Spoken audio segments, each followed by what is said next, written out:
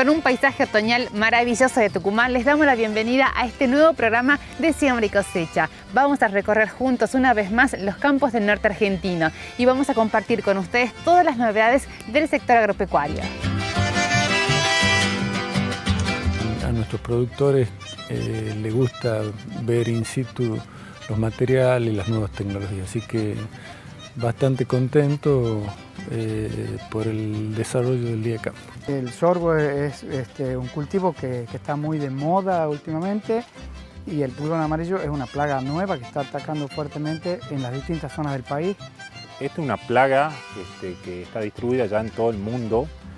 Es una plaga muy importante no solo del sorgo, sino de la caña de azúcar.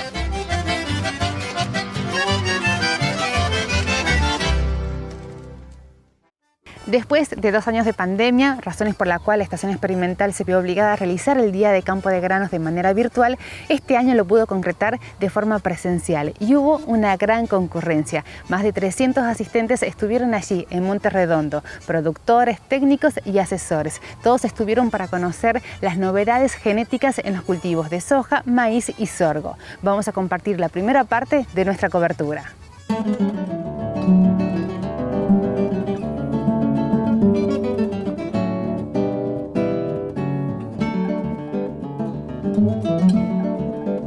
Día de Campo de Granos de la Estación Experimental Agroindustrial Obispo Colombres, por eso estamos con el ingeniero Mario Devani en un día muy concurrido, muchísima gente, así que la verdad muy esperado esta jornada. Sí, la verdad que estaba proyectado para la semana pasada, sí. Problemas de paro de los maleteros de citrus, bueno, lo tuvimos que suspender y pasó una semana y anoche llovió todo acá en Monte Redondo, así que hasta hoy a primera hora no sabíamos que lo íbamos a hacer.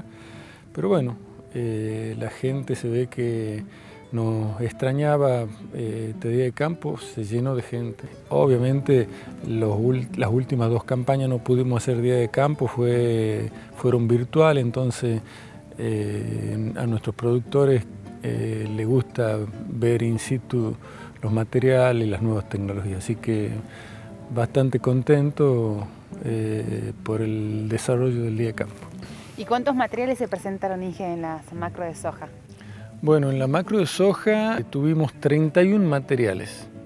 De los 31 materiales hay 22 aproximadamente que son materiales cortos y 9 largos. Eso habla a las claras de que las compañías están direccionando su mejoramiento hacia materiales más cortos, plástico y de alto potencial de rendimiento, que al sistema le viene muy bien porque después de un grupo corto entramos, si hubiese humedad, como parecería ser que este año se va a terminar de acomodar, acumulando algo de humedad, vamos a poder hacer algún cultivo de invierno con todas las ventajas que eso significa dentro del sistema, para el manejo de maleza, con el cash que nos da antes de fin de año. Todo un círculo virtuoso. Claro. De todos esos materiales, el 45% son nuevos, probado por primera vez esta campaña. Y el resto ya tienen 1 o 2 campañas. Es impresionante cómo las empresas van poniendo materiales nuevos y cómo es el recambio, que vuelvo a decir lo que siempre repito, hay un abanico de posibilidades para el productor en función del tipo de suelo, del ambiente, de la lluvia, para elegir. O sea, bueno, eso es gracias, ¿no es cierto?, a que las empresas semilleras invierten un montón de plata para proporcionar nuestro tipo de materiales. Hago una pequeña aclaración. De los materiales de los 33 habían 18 materiales intactos, 8 materiales RR1 y 6 materiales Enlist. Me imagino que están al tanto. Este es el último año que el productor tiene la posibilidad de elegir el mejor material para su zona y comprarle a las empresas. Ya el año que viene las empresas no van a vender materiales BT. De los RR1 hay 8, hay buenos materiales y entiendo yo que tiene que crecer un poco más, porque ya hemos visto una de las charlas, han hablado, ¿no es cierto?, de que se está rompiendo la resistencia o el control de intacta hacia las rachiplusias, digamos, hacia un sector de una especie del complejo de oruga. Eso hace, ¿no es cierto?, de que los productores van a tener que volver a las RR o para cuidarla un poco más, porque ahora viene, además de las Intacta, viene Conquesta o Intacta 2, que suma 2 eventos BT. Entonces, una forma de extender el periodo de uso de la tecnología es trabajando con buenas prácticas, y buenas prácticas significa sembrar material RR1 en una superficie no menor del 20%. La bibliografía habla de un 20%, pero yo diría que deberíamos estar en un 30% y con distancias no mayores a 1000 metros, de manera que las mariposas puedan polinizar y se pueda evitar así la resistencia. Claro, Mario, hablaste de próximamente BT2. ¿De qué se trata y cómo y cuándo ya estaría eso disponible? Sí, eso es muy novedoso, ya está en Brasil. Bayer tenía Intacta, ahora sale con una tecnología un poco más novedosa, lo que hace que la nueva tecnología controle a una de las especies de Spodoptera que la tienen en gran cantidad en Brasil y no tanto acá en Argentina. Pero bueno, es un paso más adelante que lo que es Intacta 1. Claro. De todos los materiales que se presentaron, Mario, no podemos describir cada uno, pero sí me gustaría que resaltemos los que por ahí sobresalen, ¿no? Si bien hay que esperar después a cosecha, pero a simple vista lo que se puede ir observando en cuanto a su comportamiento, la carga, ¿qué podrías decir? ¿A cuáles podés destacar? Sí, hay materiales muy lindos, por ejemplo en RR1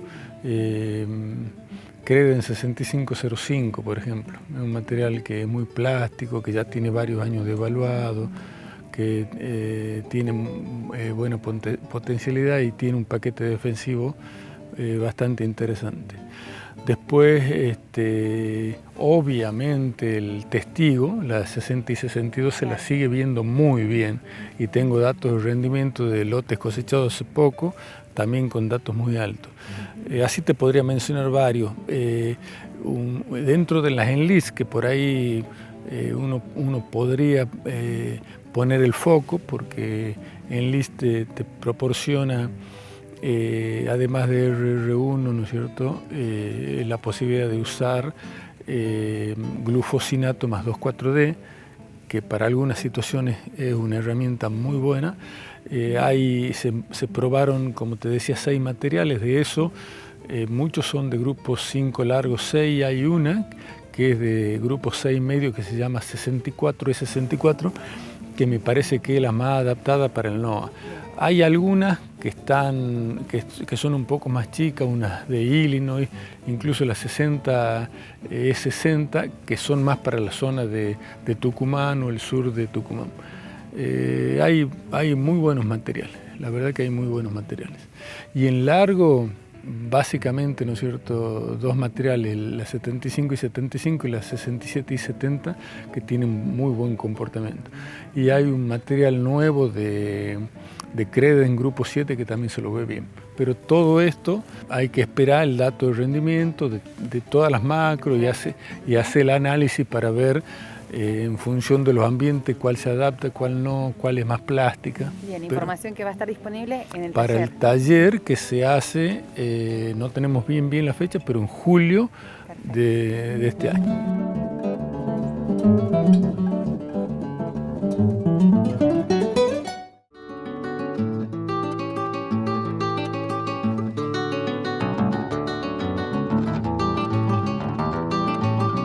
La empresa Tecnomil estuvo presente en el Día de Campo de Granos que realizó la Estación Experimental Agroindustrial Obispo Colombres, presentando su portfolio de productos y una nueva solución para el control de pulgón amarillo en el cultivo de sorgo.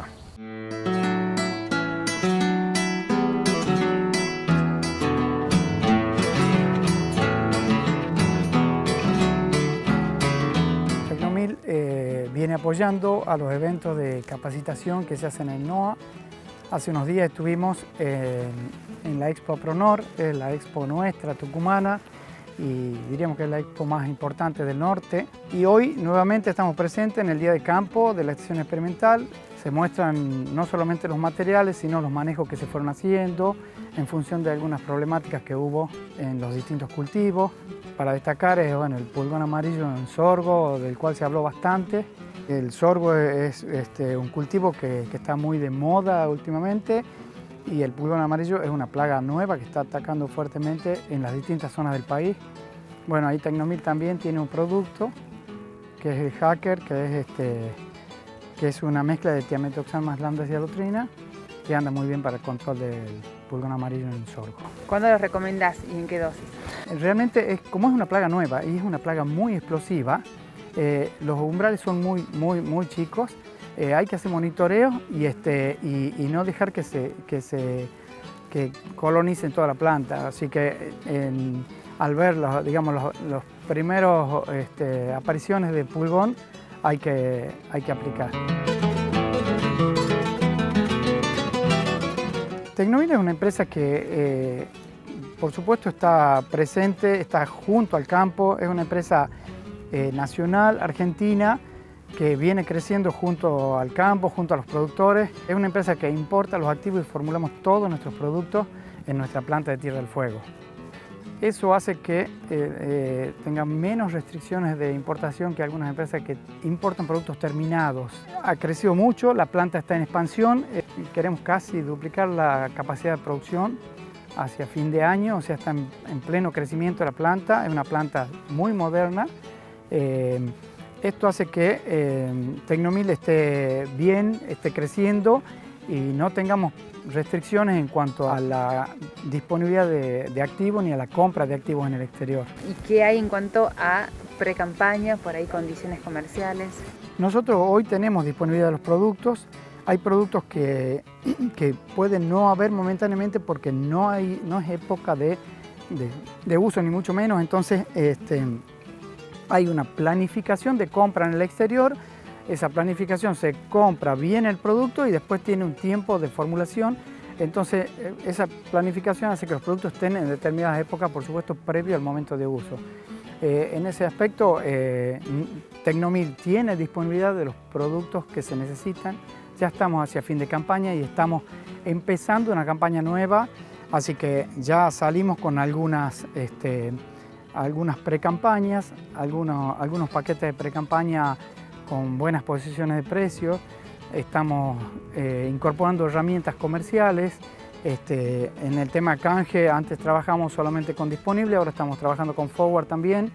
En el caso de las tarjetas agrícolas que van variando en función, digamos, de las condiciones financieras del país, estamos trabajando casi con todas las tarjetas y este año incorporamos una herramienta más que es la plataforma Galicia, que es una herramienta muy interesante porque además tiene una financiación muy larga, así que a muchos productores les queda bien comprar financiado largo con la plataforma, digamos, a través del banco.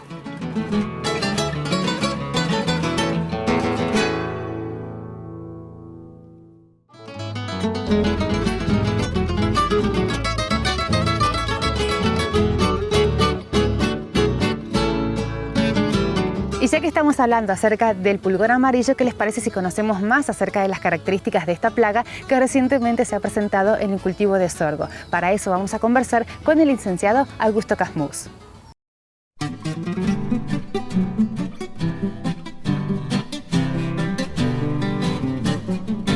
Y un tema realmente importante en esta campaña y en el cultivo de sorgo tiene que ver con la presencia de pulgón amarillo. ¿Cuánto se detectó en realidad, ingeniero? Bueno, Cecilia, esta es una plaga que está distribuida ya en todo el mundo. Es una plaga muy importante, no solo del sorgo, sino de la caña de azúcar. En la caña de azúcar cobra importancia por la transmisión de ciertas virosis que limitan mucho la productividad en aquellos sectores donde está presente esta plaga. Para que tengan una idea, alrededor de la década del 70 se lo detectó acá en América, en Estados Unidos. Después, en el año 84-85, se lo detecta al pulgón amarillo acá en Tucumán, sobre caña de azúcar, pero desde ese momento hasta la actualidad no hubo más reporte de presencia de esta plaga.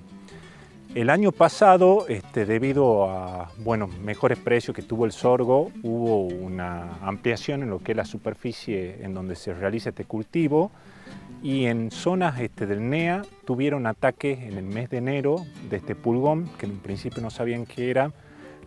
Material colectado de esa zona fue identificado acá, por suerte, digamos, en Tucumán tenemos una especialista en pulgón, la doctora Ana Lucía Ávila, que ella identificó y dio que era pulgón amarillo de la caña de azúcar, o pulgón amarillo del sorgo, como también, digamos, se lo conoce, Melanaphis sachari.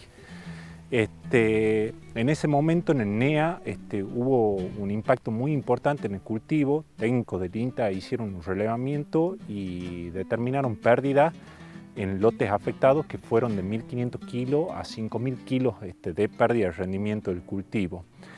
Esa campaña, acá ya teníamos sorgo, pero no se vio una incidencia importante. Este año se decidió acá realizar estas macro, entonces como estaban las macro, esta parcela de sorgo, decidimos hacer una evaluación de la dinámica de la ocurrencia de esta plaga. Hay que tener en cuenta ciertos aspectos que hacen a la peligrosidad de este pulgón. En primer lugar, que tiene un potencial de multiplicación muy alto. Para que tengan una idea, este pulgón en lo que son zonas tropicales y subtropicales, que serían nuestras zonas productoras, se multiplica de forma asexual. Las hembras dan lugar, descendencia, a pulgones, y ese tipo de multiplicación es particular porque las hembras de pulgón dan origen a otras hembras. El tiempo en el que nace el pulgón hasta que está en capacidad de dar origen a otros pulgones es muy cortito. En 4 o 5 días ya pueden comenzar a dejar descendencia esas ninfas del primer instar. Si las condiciones de temperatura acompañan, en general hablan de temperaturas óptimas para que se dé ese corto tiempo de desarrollo, de entre 25 a 30 grados.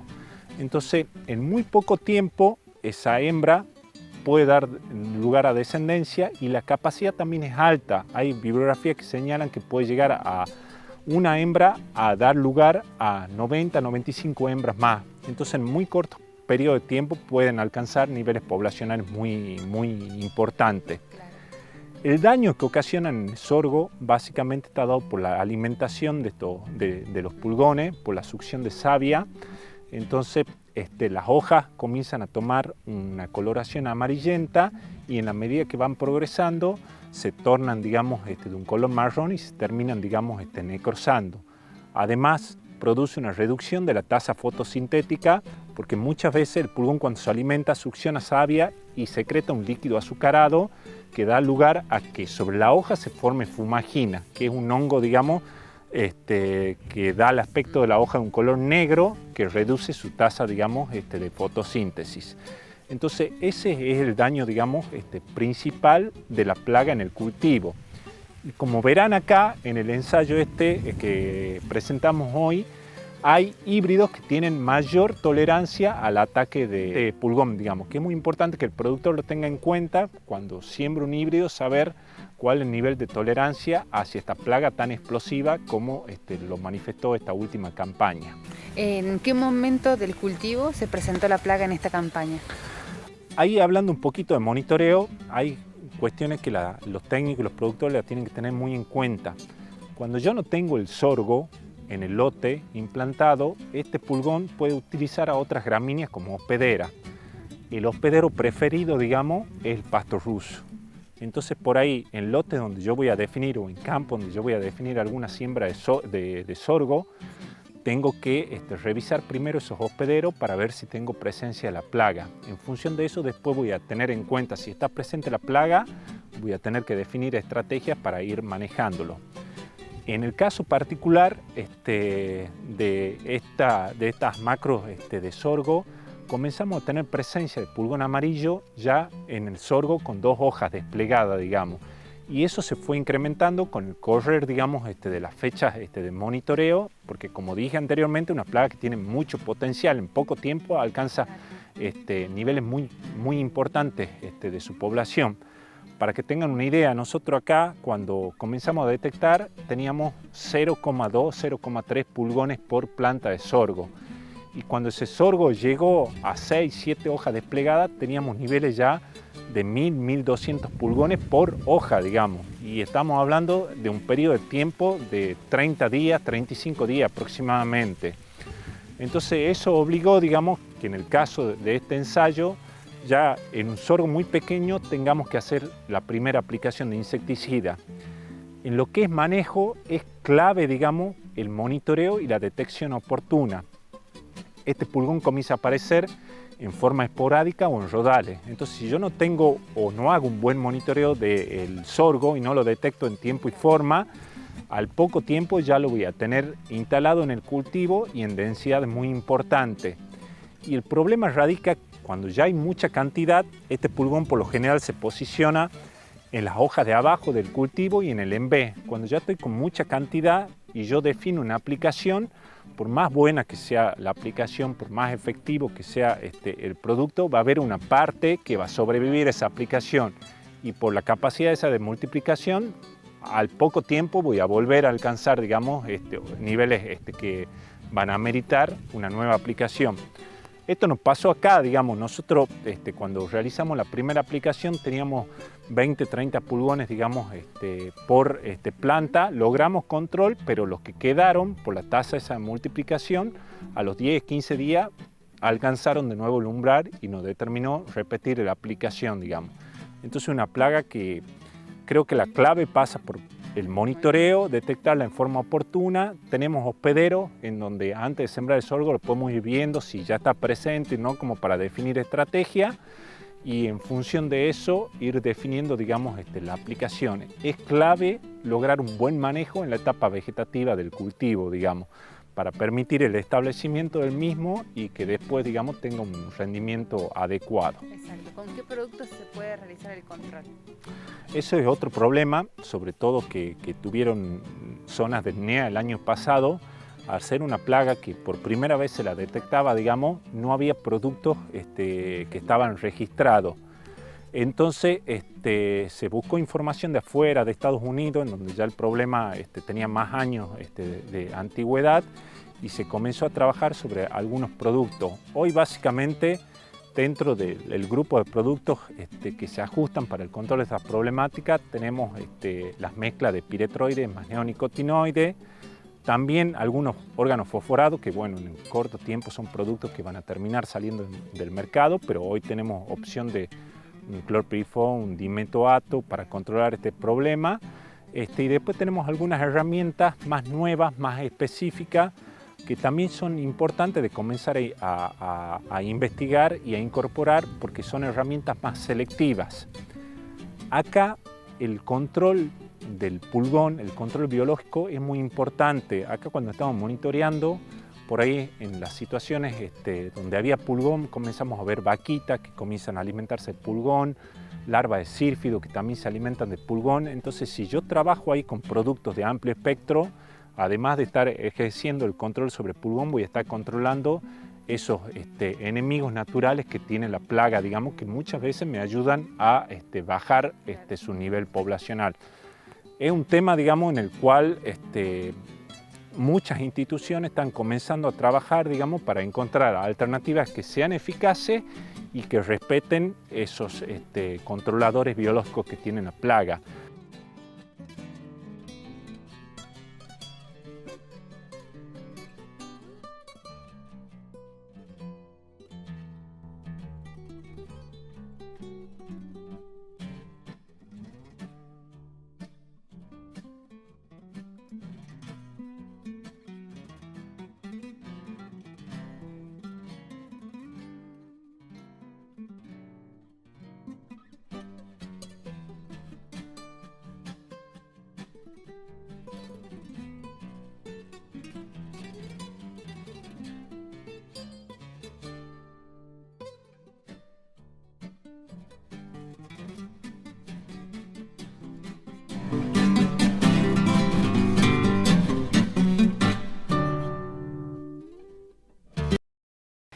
Finalizamos este Siembra y Cosecha. Gracias a todos por acompañarnos, gracias a las empresas auspiciantes, a ustedes que están del otro lado, a los que nos siguen en las redes sociales, en nuestro canal de YouTube. Muchísimas gracias por estar aquí, siempre siguiendo Siembra y Cosecha. Nos vamos a reencontrar en 7 días, como siempre, para recorrer juntos los campos del norte argentino. Será hasta la próxima.